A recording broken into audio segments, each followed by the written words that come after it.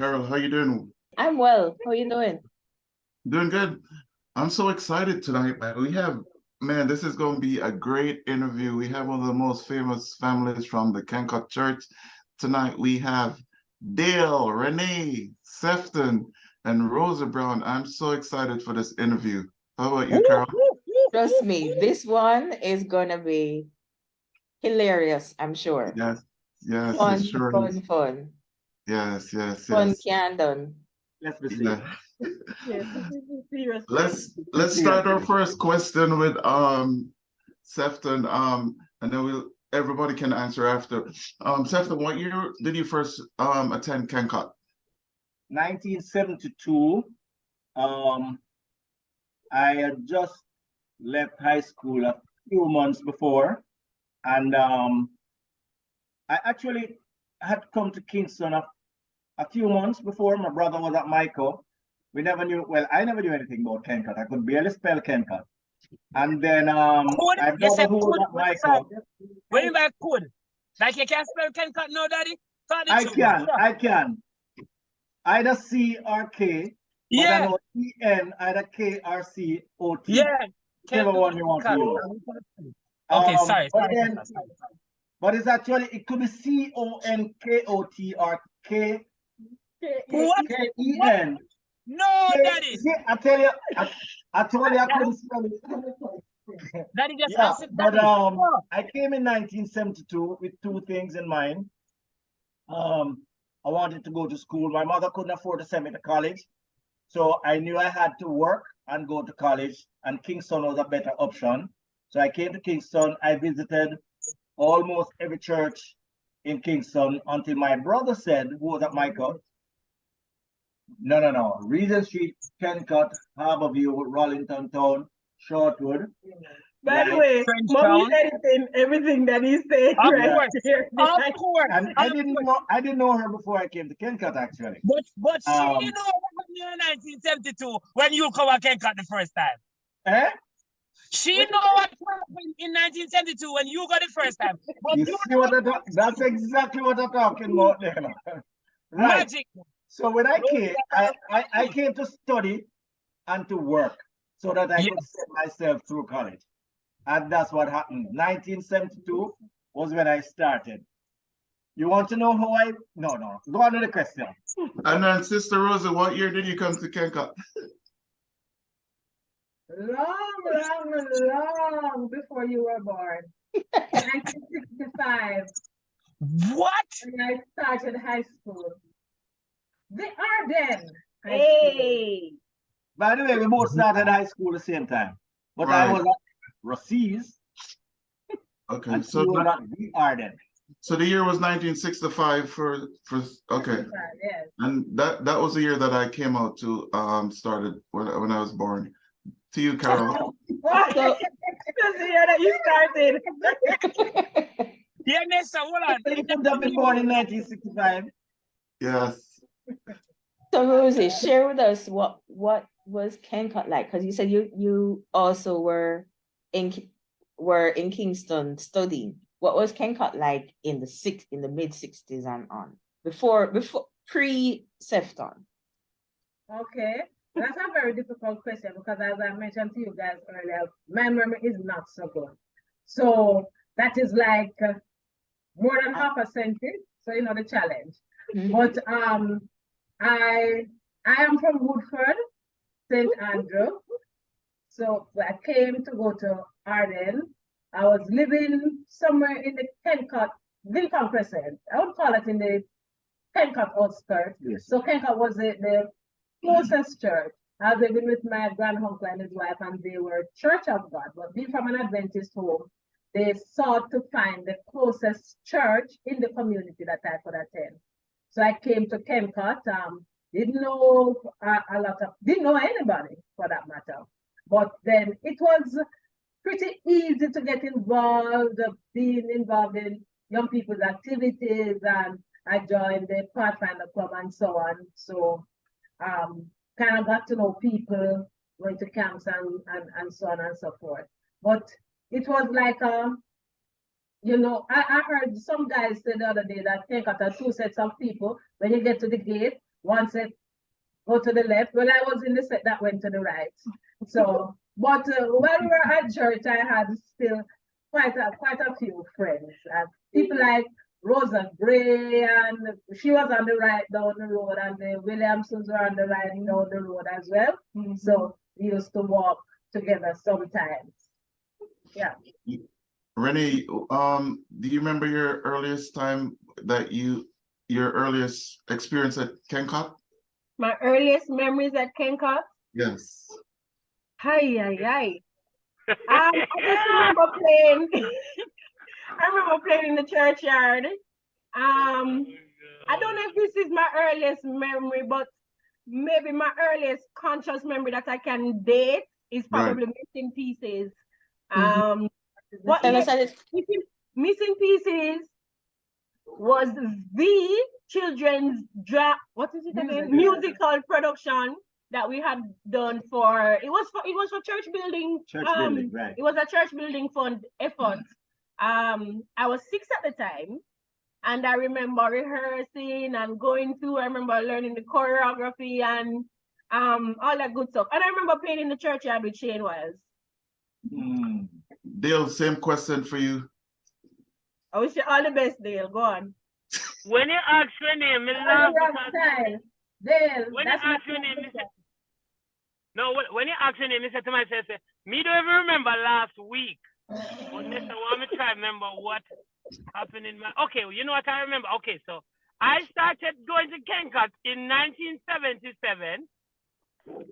Yeah, I don't remember where I was before that. I just know I started in 77. I remember there was a time when literally it doesn't matter where we went, no matter where mommy and daddy go sing, as sunset or before sunset, we back at Kencot. But one of the fondest memories were when we used to play football and you know, looking back, I don't know how we play football with the box, you know. We used to play football and at the middle part on the way to Kingsway. You know that little country? Yes, the little tile veranda at the front.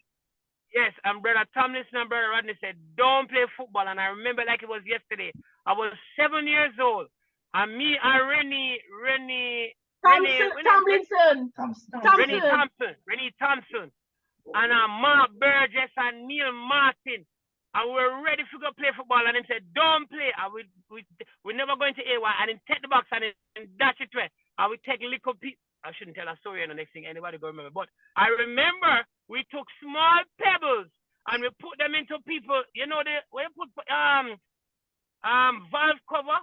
What is something name again? You know, valve cover upon wheel. And we let down one per tire. But we never let down our parents' tire. Because we never so smart. We did just know, say, oh, you know what we going to play? Well, nobody now going to go home. Everybody has to stay here till hours then. And if you can't change one thing, you can't change 5. What is wrong with you? I think I got in trouble for that. I am hearing that story. It's a good thing. It's a good thing you just not tell that story. Because I don't remember ever beating Dale. But if you tell me that story, you would have get a beating from me. No. I remember that story like it was there. Because we look for that was like a big league. It might as well be World Cup. You could have called it Kencot World Cup. Because we are playing and it was a girls league too, you know. When you know what let us play. And the crazy thing, the box wasn't rolling. I'm so disturbed because the box can't roll, you know. Me don't know how we didn't play with the box. We don't have no goal. We just have 2 little sides. Anyway, it was big league. For the persons who are watching, please, I'm sorry.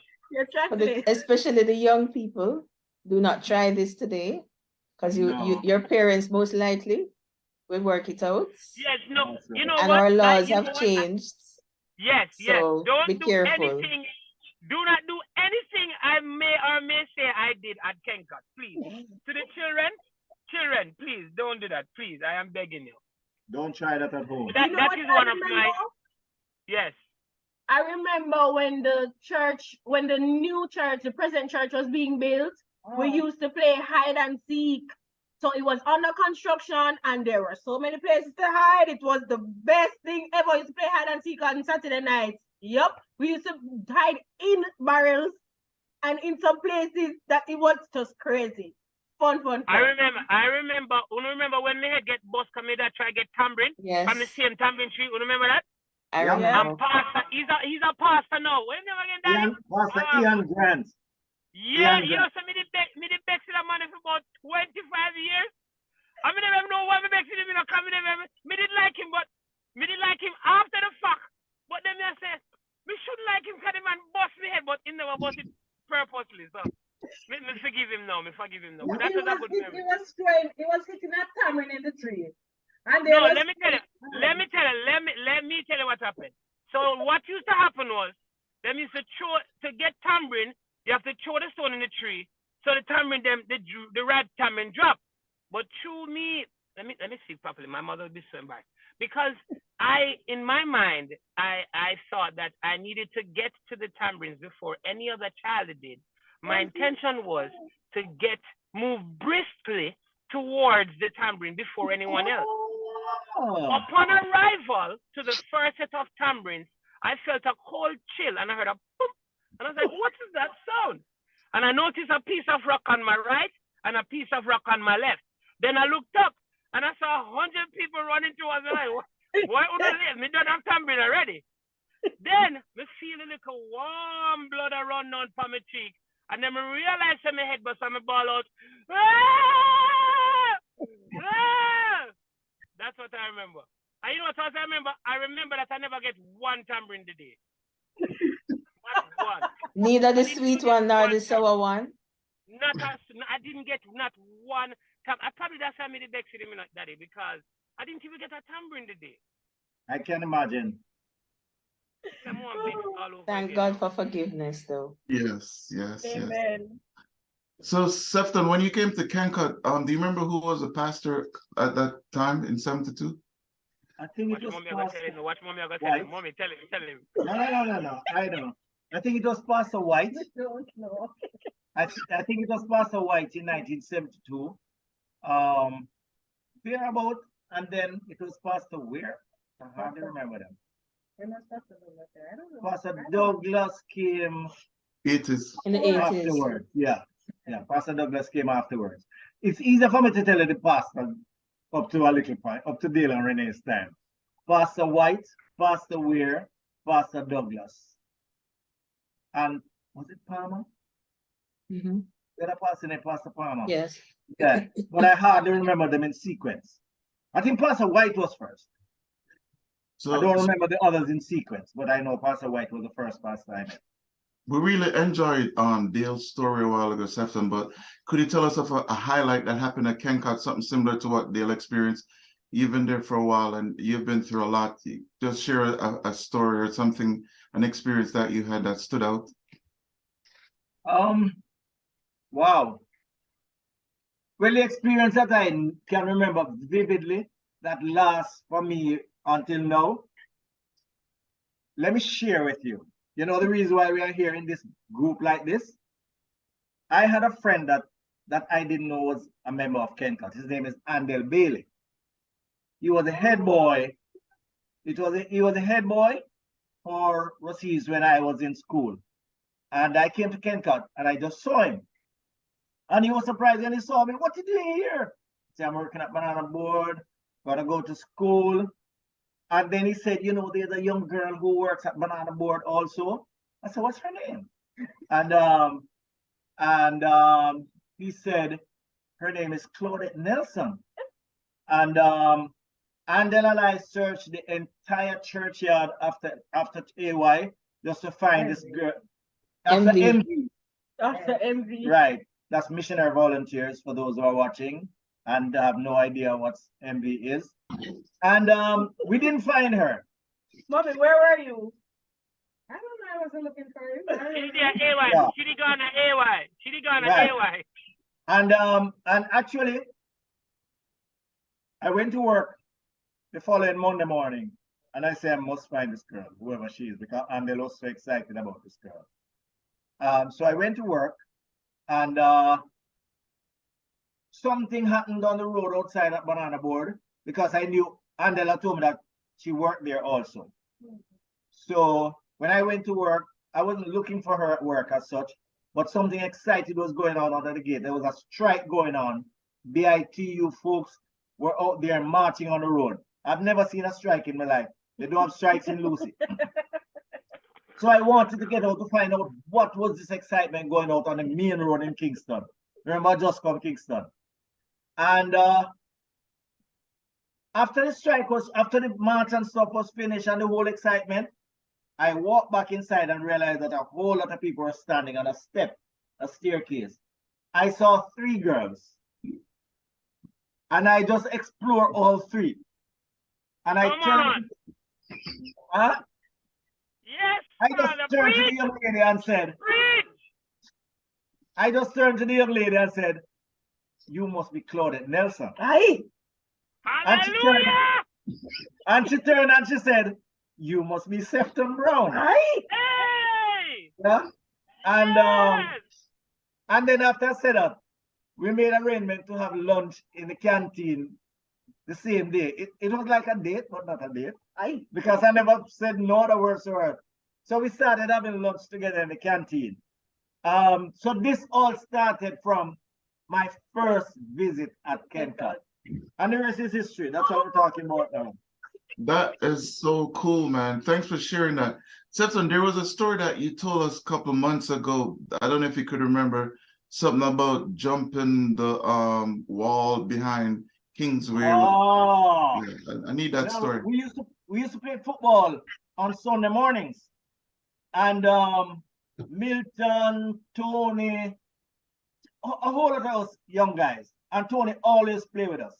Because if Tony not there, I mean, we're not playing. Tony was our leader. Yeah. So we went and the ball would go over the fence and we would just jump over and collect the ball. And I remember one morning, the ball went over the fence. And we were all trying to jump the fence to go for it.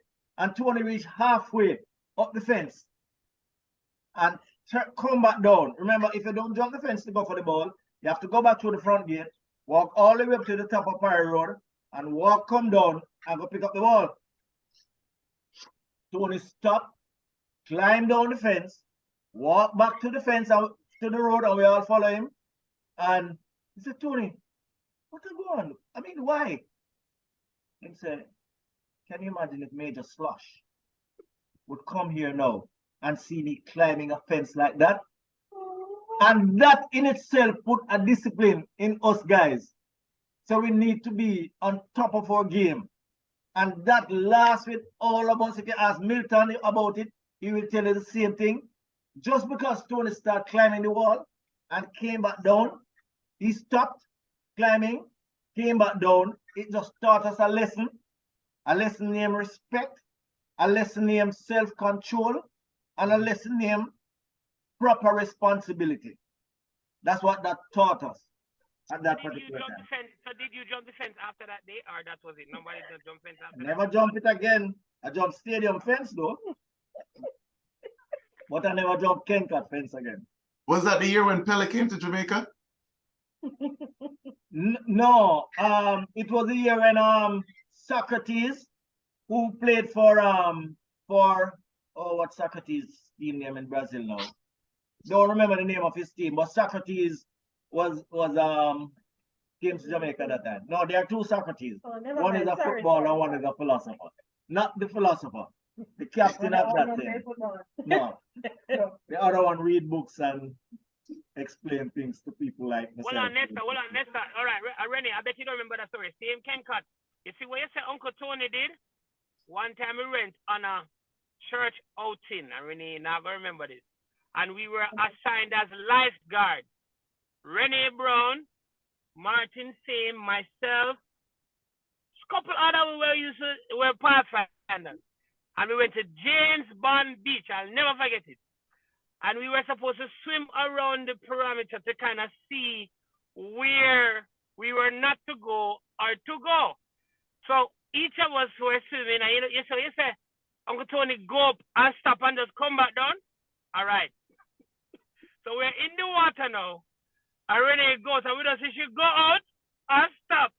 And when she turned back on her shirt, we don't know where she see. She just said, oi, we don't go this, don't go this, don't go this. Similar story. We learned a lesson too. We learned a lesson, say, don't go back at James Bond Beach. What did you see, Renee? I I have no recollection of the incident in question. Oh man. I I'll never remember forget us that. doing that perimeter swim, but I don't remember.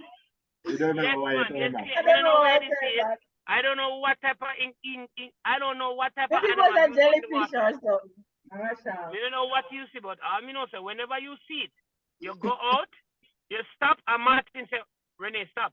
You didn't even lift up your head. You just turn around and come back and pass me and gone. So we couldn't ask her Nesta because she under the water. So we just turned back and follow her. And when we reached back at church, she said, no, no, no, no. And we have to tell the whole of church people them, don't go to that side. Like the thing where the in the water couldn't swim, go over to the next side. We don't have no sense. But anyway, Chuck, go on talk. Sorry, go on. Back So to you, Carol. I have a question for Rosie, and then Renee, because we're hearing some interesting stories about, you know, experiences that stood out for you. For you, Rosie, share with us one experience that may have been you learned some valuable life lessons being at Kencot that you'd like to share. All right, take Renee while I think about that. All right, Renee. Okay, so the first thing that comes to mind has a lot to do with our family as well. So we would have socials on Saturday nights and play different games like room over and black magic, Chinese writing, what other was the name? All those nice games, right? But the way those games are played is you have to figure out the game in order to continue to, you know, to participate in the game. And I remember feeling so frustrated when I couldn't figure out some things. And somehow in my mind, I thought because my mother know and my father know, I supposed to know. But it was only after years and years of working it out for myself that I would finally have the opportunity to understand what is happening in the game. And then when I finally did work it out and figure it out, I feel like it was so much better for me having done it myself than if mommy and daddy had just told it to me. So that's one of those experiences that I think taught me that it's good to forge your own path sometimes. And the journey is just as important sometimes as the destination. That's profound. That's so nice, Socrates. She sounds smart. She sounds smart. She sounds very smart with that answer. You better nobody ask you the question. All right, go ahead. Please think about your answer, Dale. And Sifton. Go on, mommy. Go on. One of my experiences was in pathfinding. We went to camp in St. Thomas at a school, and we have swimming as part of the Pathfinder curriculum. So we went out. St. Thomas don't really have no nice beach. Sorry all the people from St. Thomas, but that's it. So we were really just swimming in the sea, and my cousin Jermaine was also a member of the club, so she had gone camping with us, and she went to a part of the water, and then she called me. She said, "Rosie, come here, come help me." And I started to go towards Mommy, her. you were in the water? Yes, I was in the water. I was wondering that, you know, because I don't know what she was doing in the water. I was doing what all the other children were doing, playing in the water. Counting rocks. You mean you were playing in the sand? That's what you were doing. By the way, my cousin Jermaine is what's his name? What's Sean that's Sean Ray and Shane Ray's mother. Okay. So, when I reached out to hold her hand, apparently, you have shifting sand. It was somewhere like that. So I started to go down with her too. Pastor Thomas, Errol Thomas was our Pathfinder director at that time. So somebody must have called to him and he came over to help. But when maybe Jeremy got out already, but when he held on to me. I felt the person holding on to me, so I grabbed onto the person too. And he said, let go. I don't know if I was hanging on to his neck or what I was at, but I was just hanging on. And then he kind of threw me out, to the shore side. And that taught me a kind of, because he was willing to come to ensure that as a pathfinder I was okay. And that taught me a lesson in leadership that you have to really have a concern, really have a devotion, have a willingness to do whatever it takes, especially when you take out children and being in youth ministry, to do whatever it takes to protect them. Mm-hmm. That's another powerful message right there. Thanks for sharing. Till my camera Dale? to smash out.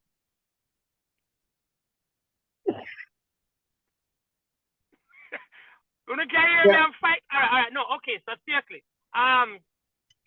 lessons that so I was always probably from a child I walked around with a lot of pride as a Kencot. I just felt like if you never go Kencot, you never needed to exist. Like what? There's another church? Like what? In my mind, there were no other churches, like nowhere else to be. I thought Kencot, well, it felt like a club to me. Like this was a spot. Like let's hang out here. Like because we were raised, Renee and I were raised at Kencot. We could get beaten Pretty much, yeah. at Kencot. Like literally, I knew Kencot. I didn't know anything else. So I don't remember a time before there was Kencot. Kencot was just I don't know that time. It's so much that when I see people coming to Kencot in their university age or at their adult age, I feel sorry for them because I don't know how them going to fit in. Because who are you? You're old. You can't fit in, or you have to try adjust to whatever we are doing from we born.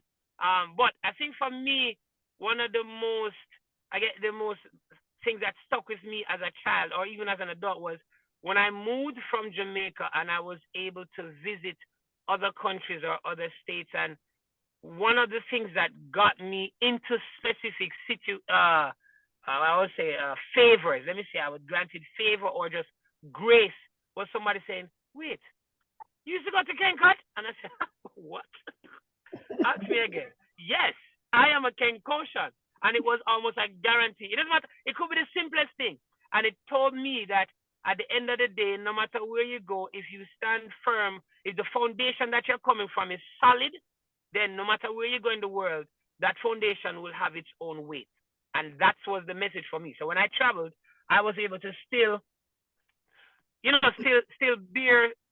reap some of the benefits of being a part of that whole larger family of Kencot. And everybody I know who is from Kencot speaks proudly of Kencot. So that was it for me. Just being able to represent or feel like I'm a part of something like that was huge for me. Because that's all I know. I don't know anything but Kencot. In fact, funny story. I never switched my membership from Kencot till I was about long time. Probably 6 to 8 years after I left. And it was such a hard thing for me. I had a full ceremony at home. I was hurt. My stomach was hurting me. I was asking if I could have dual membership. Them said no. I was asking all types of questions. But this will switch my membership back though. Don't worry. But yes, that's my story. Sounds like somebody thinking of coming home. Sefton? Hey! Dale and Renee, just want to share with you, as kids growing up at Kencot, Treasure, Gary, Douglas, Bells, your parents, were very influential, and because of some of the things that your parents taught us, we're the leaders that we are today, because most of us are excelling in our churches, having different positions. But for you guys, can you tell us who has been a big influence for you guys from Kencot that has enhanced your life today? Oh my goodness. We are Renee. Renee, you want to go first? Dale, you can go. Okay. Yeah, you go first, because there's so many for me. It was so many that I didn't even know that they were so close to me in age until I became an adult. Like I thought Ian and Opal were like 90 years old. Because Yeah. Ian was my Sabbath school teacher. I thought Chanel was at least, if I was 19, Chanel had to be 40. At least. I never knew Chanel was like, so I mean, Ian, Opal, Nesta, Marcel, Volney. Those are people who I grew up around. And then even some younger heads from my batch, like even Sasha Kezia, Sanji, Tanya. Those people were like very influential with me. Tanya and Sanji were the two young ladies who taught me that you know, when you're looking for girls, you mustn't just look at girls based on what they look like on the outside. I learned that from those two girls. They were my guide for that. Thank God. No, let me just say, but they were not them teach me and then me go one opposite direction now. No, me say, look here, she has to be a natural girl. No perm here, no nothing. Don't even wear shoes. So I had to be brought back into, you know, get a good measurement. But yeah, Perspective. Ian, Opal, you, Nesta. I don't know a lot of the other like Bells and Uncle Milton. I never knew them as well because they left. I think they left when I was a kid. I don't know them like that, but I know who they are. I don't remember. Dale, I think one of the reasons why you and I had a bond too was because of Patrick, Uncle Yes. Tony. Yeah, you guys were Yes, rolling yes, together. yes. I think Patrick. I remember one day I think your parents allowed you to come along with us, and you came to my grandparents' house and spend the day. So that stood out too. Yeah. Yeah, well, I did that a lot. I used to teeth out and go to people's house. I remember going there a couple times. It wasn't just one time, but yes. Patrick was my first friend at Kencot, I want to say, as a child. It was Patrick and then Rennie Thompson. I didn't know I could have other friends. Gosh, I'm here trying to narrow it down. There's so many people that I could think of and say. I think I just stick with the Pathfinder aspect of it because that was a big part of growing up. So like Auntie Sharon Wiles, Auntie Doreen, who is my biological aunt, people like Alicia Willis and Nadine Malcolm and all those people who, Auntie Effie, that were our class teachers and our mentors. And when we became junior counselors in Pathfinder, it was like, oh my goodness, we're gonna be just like Alicia and just like, you understand? So it was really, really important. I think that's why the very notion of being a Kencosian carries so much weight, because there was so many people that poured into us growing up that you kind of feel almost responsible to give back and to make sure that you are carrying out all that they have poured into you and making it worth their while. So it really, really is true what you said, Dale, about holding that name, Kencosian, loud and proud. Mm-hmm. Oh, you know, Nesta, you know, me just realized why Renee answered them so smart. Mommy, I whisper words in her ears in the house, you know. Me see mommy mouth a move, you know. I wonder how the word them just a roll off her tongue and she just smart. Me like, you know, I said, no, sir. Me look to my left, to my right, nobody now whisper to me. Oh, I have to mention Auntie Cecile. Diane Cecile died. You know, music is a big part of our life as a family. And collectively and individually, I say music is a big part of my life. And Auntie Cecile has been a mentor in that regard. But why Auntie Cecile is so special to me, she never stopped at the music mentorship. Yeah, she was our Sabbath school teacher. I remember songs that she used to teach us from junior or youth Sabbath school, whichever one it was. So that he will not let you fall, he will not let you fall. And those songs that just bring back all those nice memories. To the day, I don't know how them are gonna get me to come out of Auntie Cecile's Sabbath school class.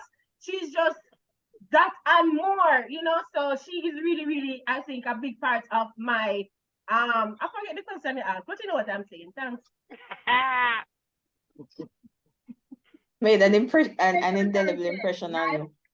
Like I think I think with New Creation Heritage, because you know we used to rehearse for a long time at Kencot. So at one time I think people even thought that New Creation Heritage was synonymous with Kencot. Yes. Yeah. So music, our music ministry and our involvement in music was strengthened by being at Kencot. I And so- thought New Creation was a Kencot group. Wait, it's not? Hold on, hold on. You want to What's assign, happening? if you want to assign it to a church, you have to assign it to Ephesus. It was formed by Paul Mundell from Ephesus Adventist Church. And he Wait, so invited Paul Mundell wasn't Paul from Kencot? started New Creation Heritage, and he invited mommy, and I dropped her at the practice and left her, the first practice. So when he saw me in the week, why weren't you at practice? I said, you never invite me, boss. You invite Rosie, I drop her. He said, no, it's the two. I said, no, that's how it go. Anyway, but I wanted to be in it so much, I was there the following week. So New Creation, if you want to assign it to a church, I would assign it to Ephesus Church. That's where the leader and the founder came from. The origin. Sefton, you may have answered this question already, but the most influential person for you from Kencot. Wow. Oh my gosh. Let me say two. Tony Brown is the most influential person for me at Kencot. I tell you why. Tony was not just our leader for Pathfinder MV choir. He was not just that. There was nothing that us young guys, probably that's where we learned it from. There was nothing that us young guys are doing that Tony is not involved in it.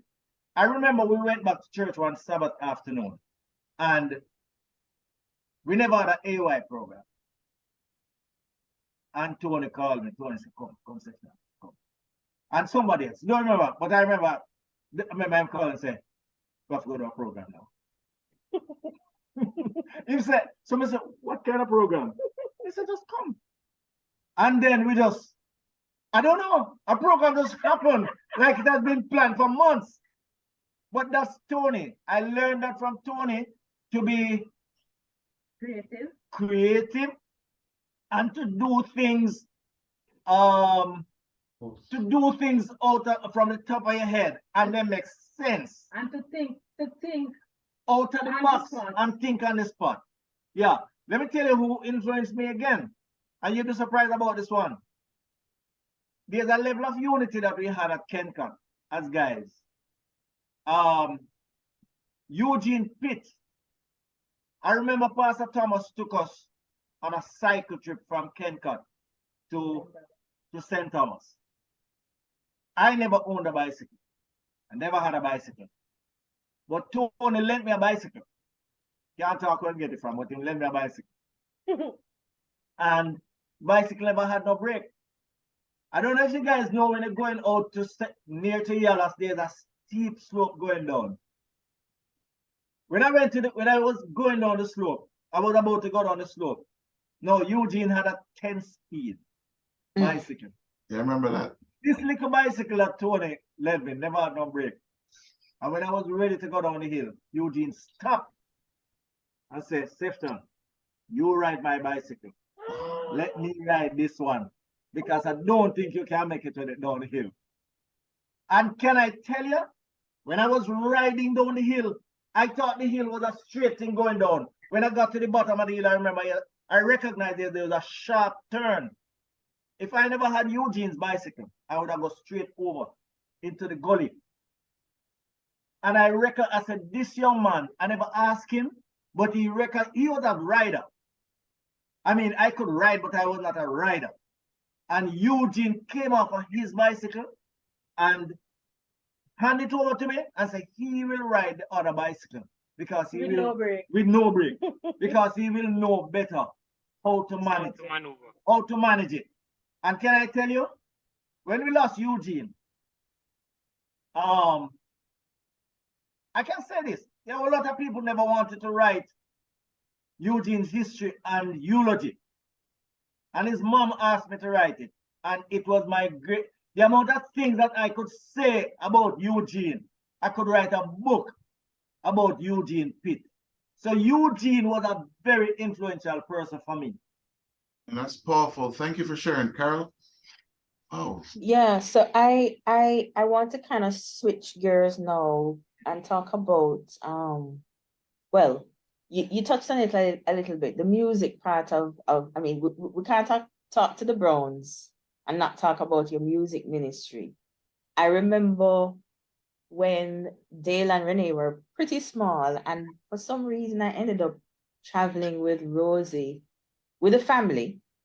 Some out of town, might have been MV or something. And Nestor, it's like it was a concert.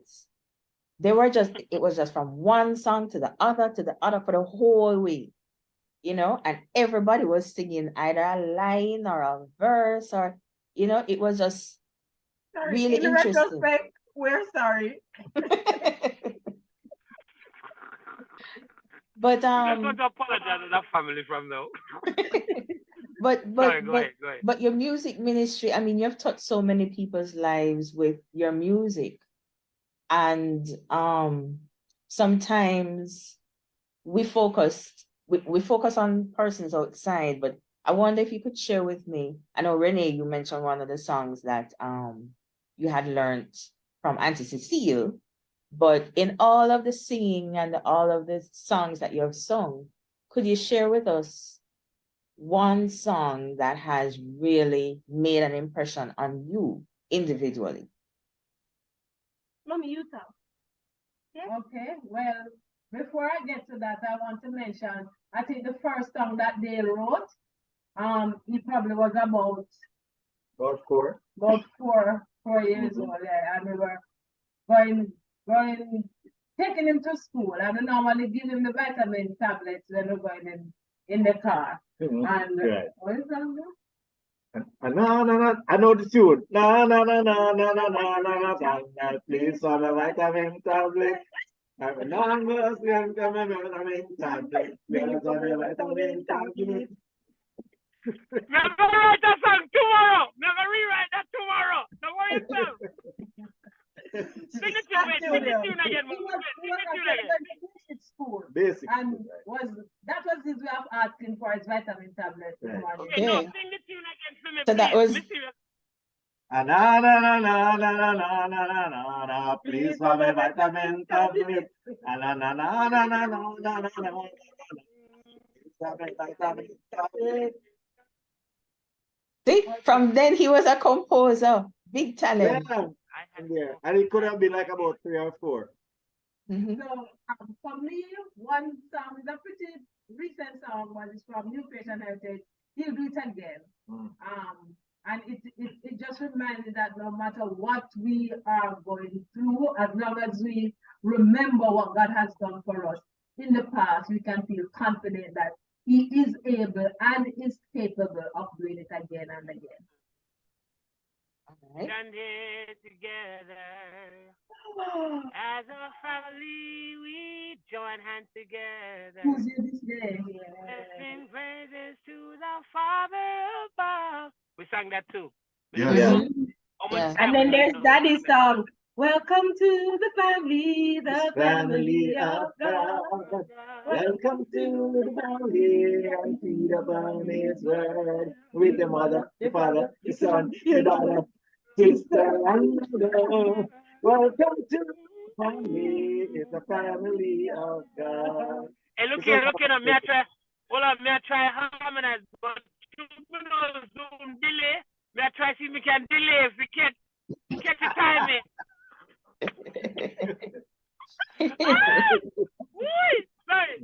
Sorry. I appreciate that. Anyway, go ahead. Well, all right. Any other songs come to mind? Anybody? For me, my favorite song is Jesus Never Fails, another New Creation song. I just love that song. I love the message. I love the story. I love to sing it, especially when Cecile and I start to climb with certain parts of the song. I just love the message in that song and how we do it. We always feel like we are ministering when we are doing that song. Yeah, it's like you're preaching a message that Jesus never fails. Amen. Amen. Hey Dale, can you bring us up to speed from your journey with your singers to what you're doing now? You're in a lot of projects but just for viewers, just a lot of people don't know we're talking to the great Dale Brown, so just bring us up to speed as some of the stuff that you're working on and you've done. I think the great seen camera off, cause me not see him on his flame. But okay. And you I know, can just real quick, let Dale my was before you go on, Dale, let me just give you credit. Dale was one of the first person from Kencot that came to my church and sang, and that was a beautiful thing. Remember that. Amen. Amen. And that's all the So way in let me California for before I persons even who All the go don't way, into know. that. all the way in California, correct? Yes. My before I even go into where I'm musically now, my greatest musical influence are my parents and my sister. My favorite female singer in the world, no shots mommy, is my sister actually. So I tell her this all the time. She's actually my favorite female sister my favorite female sister. My favorite female singer. No, You need to nobody, get out everybody. some more. I know I need to, right? I mean, it's not like I travel and sing anyway. I mean, who does that? But anyway, so I have been privileged just by the grace of God to just be involved with music ministry all over the US and now in Toronto. I am currently I am working on kind of semi-released a project, but I'm working with some kids from a high school here and they're doing amazing things now. It's at a high school here called Crawford Adventist Academy.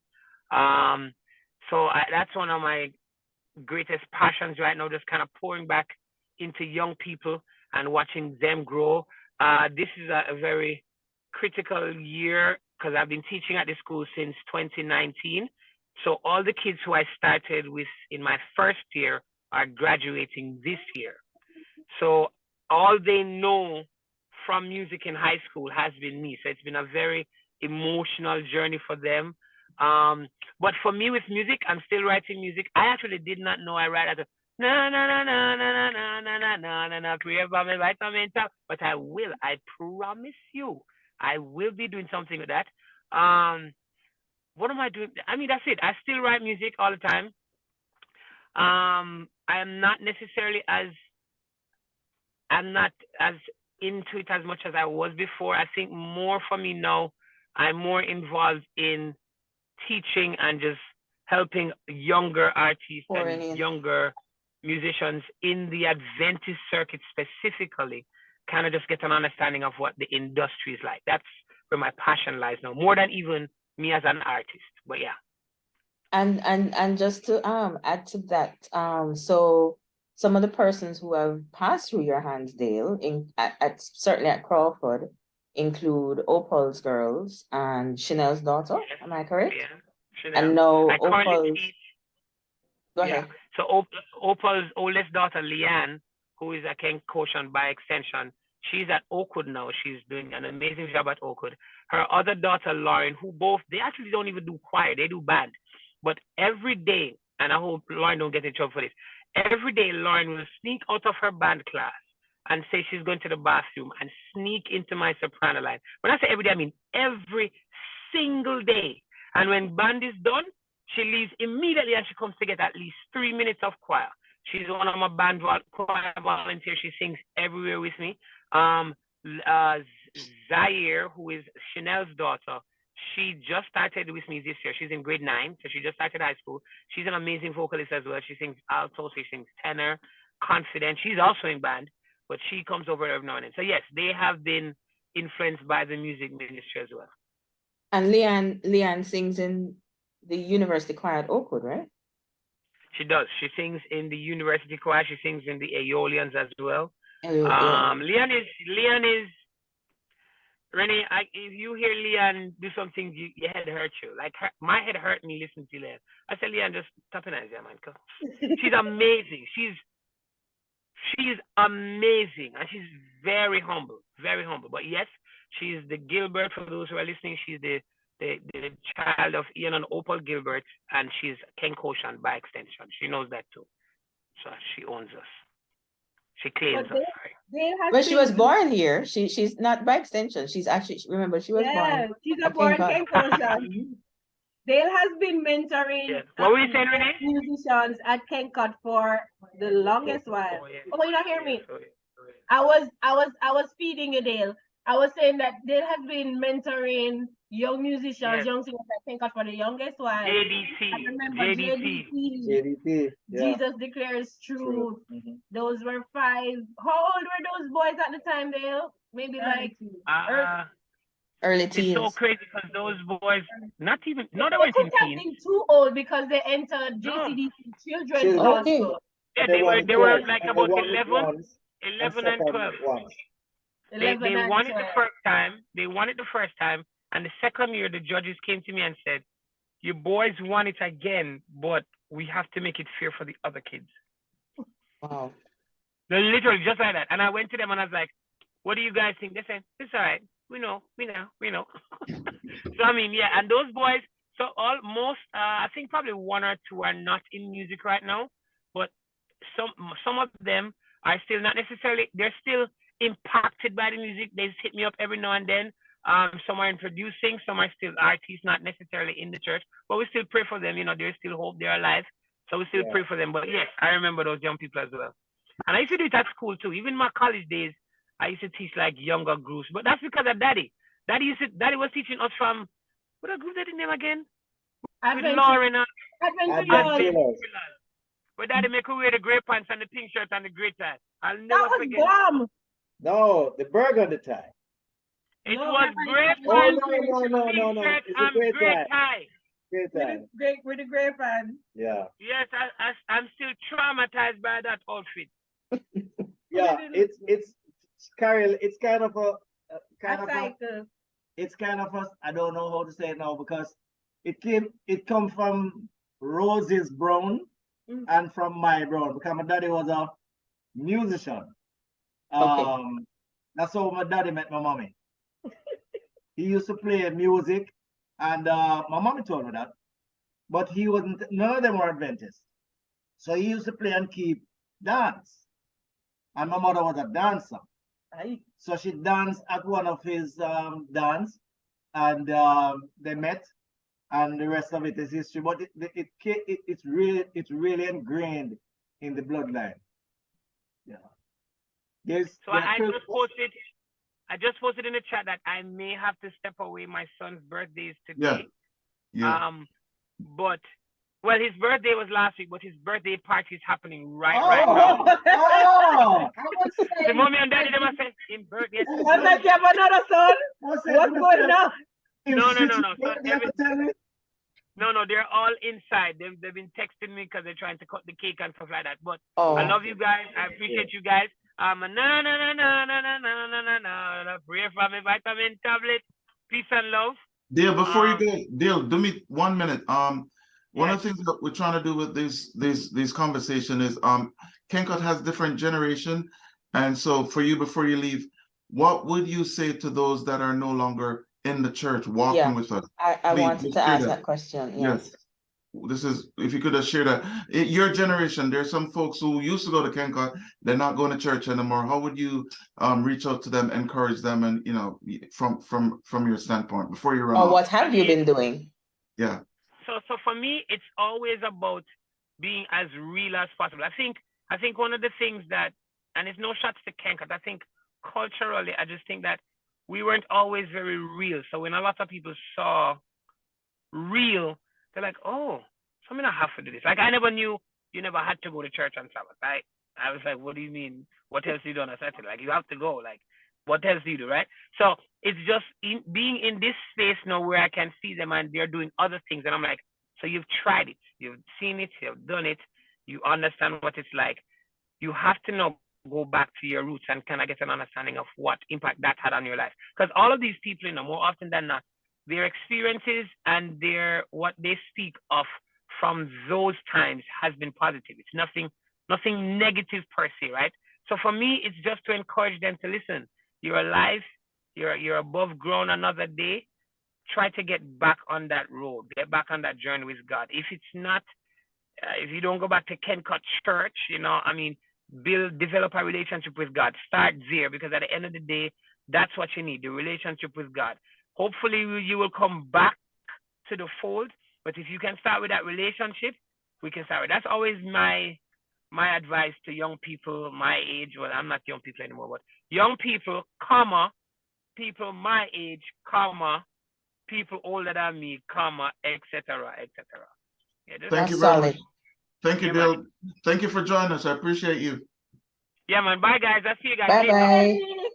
Bye-bye. Bye-bye. Carol, the same questions. I'll let you. Yeah. Yeah.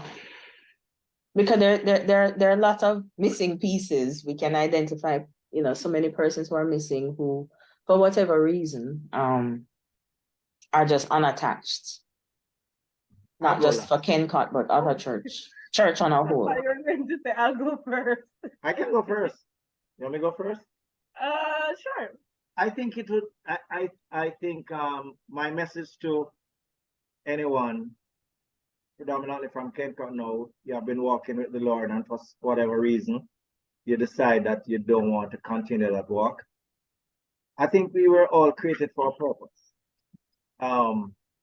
And there are two roads in this life. There are two destinies in this life.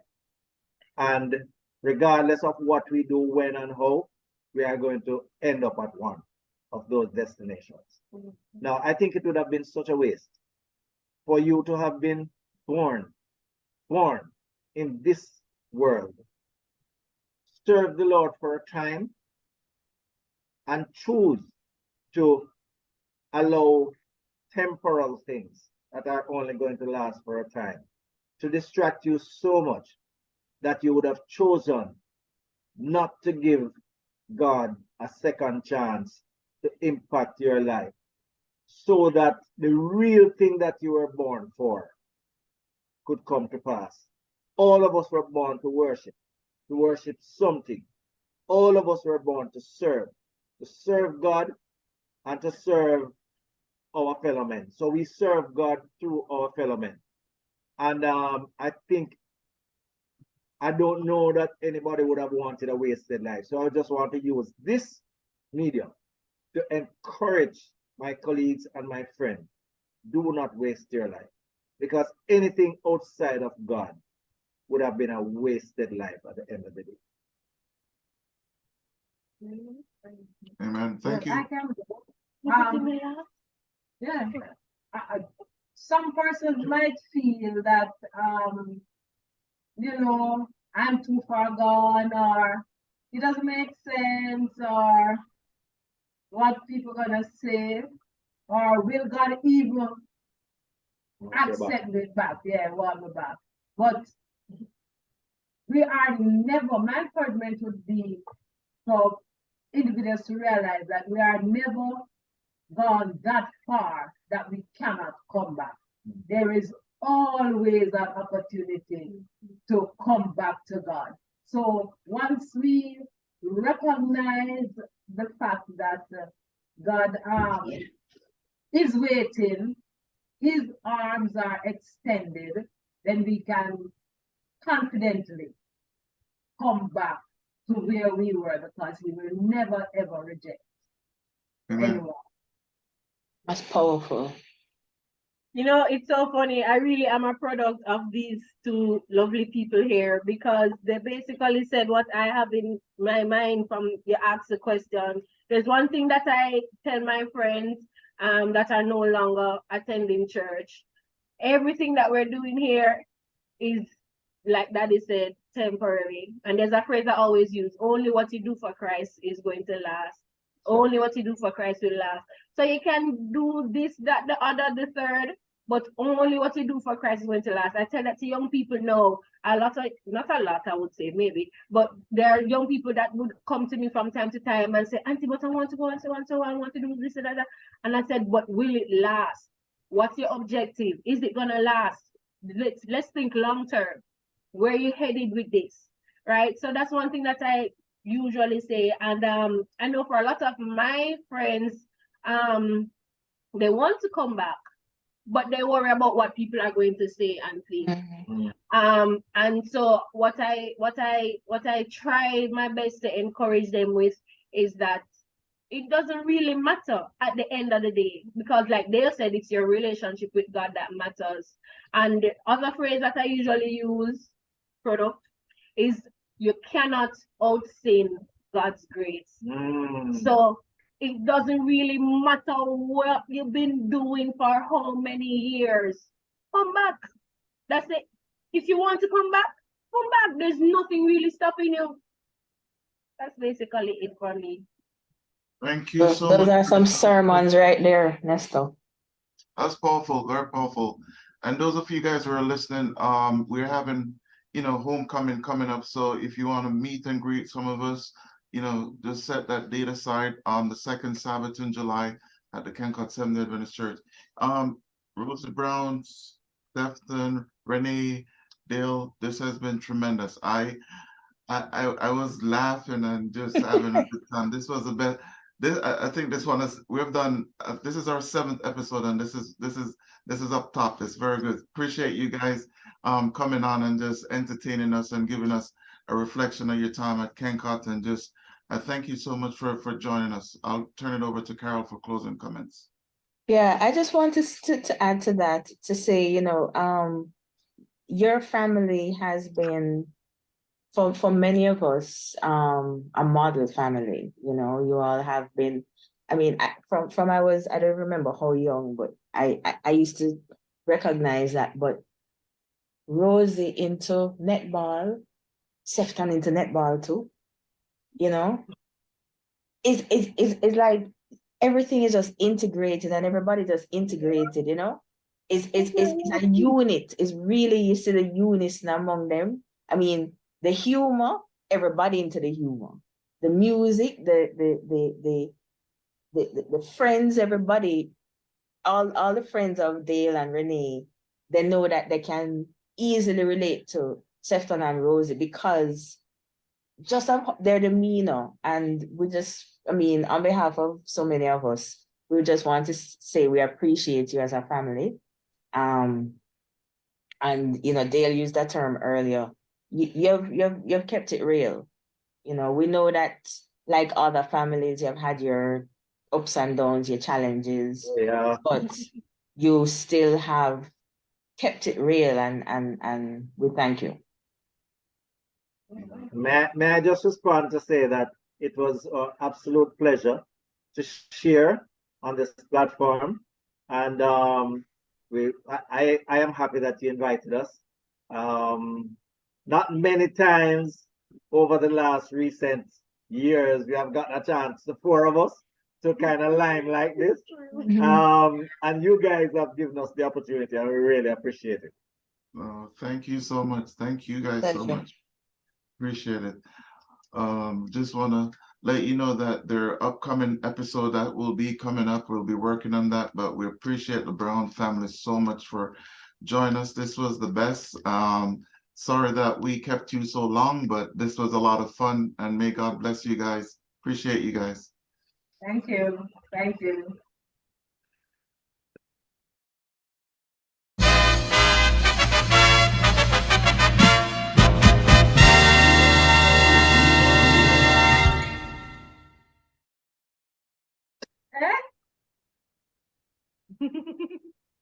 Got it. Everybody just quiet. All of us on everybody. No, me not quiet. Me just get proper. Me want decent now because you know record me now. I'm in the film. Well, me always look decent, so you can record me anytime. See it there? Me born cute. When Brother Leslie edit to know. Hey, so Leslie, when you edit, me want to make sure it's me cute. This is my cute side, you hear? Right. I want to make sure that him edit that way here. So. Well, we can't. You will edit it on the cute side? Yeah, just so. So you can start here. Sorry. You see me end up turn that way here. If me end up turn my head in one of the questions, just edit it out and just shoot back my head. Flip the camera to that side there. Because this is the good side. Me never start now because Renee don't stay cute for long and she cute now. That's a fact. No. Renee born cute. Renee and mommy born cute. Daddy, you don't know the theory, man. Are we in a one? Sorry, I mean not stay cute for long. Yeah. Mercy. Renee and mommy born cute.